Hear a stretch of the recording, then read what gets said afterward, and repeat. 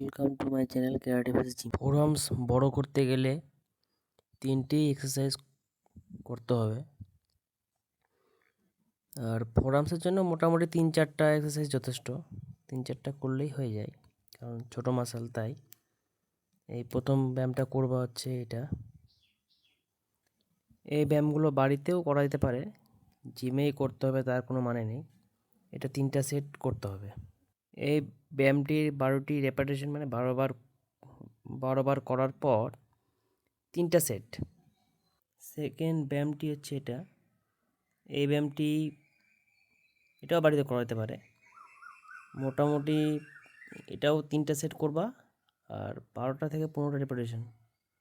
Wait, একটা বড় কথা, এই ব্যায়ামগুলোতে কিন্তু বেশি ওয়েট দিয়ে মারা যাবে না, একদম মডারেট ওয়েট, অর্থাৎ মানে নিজের যেটা চারা যাবে তার থেকেও কম।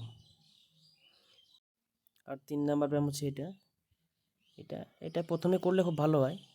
এটা প্রথমে করে এটা দিয়ে শুরু করো। ব্যায়ামের প্রথমে এটা দিয়ে শুরু হবে।